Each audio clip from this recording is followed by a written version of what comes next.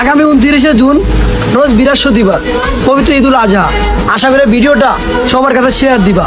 তুই তো ভাই গর্ব করে বলতে পারোস তুই তো সেই নবীর উম্মত যে নবী নিজে হাদিসে বইলা দিছি আমি আমার কন্যার জন্য সুপারিশ করব না। আমার একটা উম্মত যদি জাহান্নামে যায় আমি নবী জান্নাতে ঢুকবো না। সফলতার রাস্তায় পা দিয়েছি। ছোটখাটো অ্যাক্সিডেন্ট তো হবে, রাস্তা যত কঠিন হোক সফল আমাকে হতেই হবে।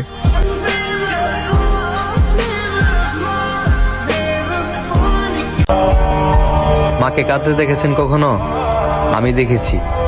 আমি প্রবাসী হওয়ায় আমার মায়ের চোখে আমি পানি দেখেছি।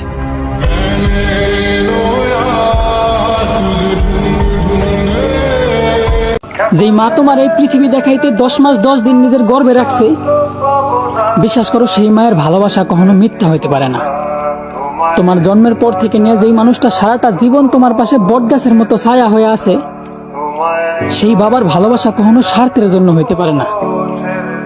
তাই বাবা মারে প্রচুর ভালোবাসো, ততটুক ভালোবাসো যতটুক ভালোবাসলে এই সমাজে আর বৃদ্ধাশ্রম থাকবে না।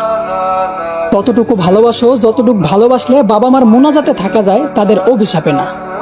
কারণ এই সমাজে ভালোবাসার মতো অনেক ছেলে আছে ভাই, কিন্তু ভালোবাসা পাওয়ার মতো তাদের বাবা মার এই পৃথিবীতে নেই।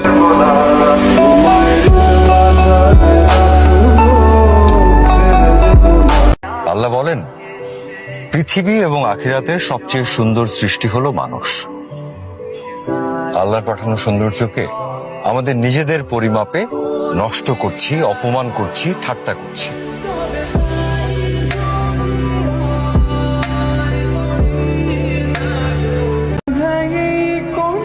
আমার মায়ের দোয়াই যথেষ্ট আমার সামনে আগানোর জন্য।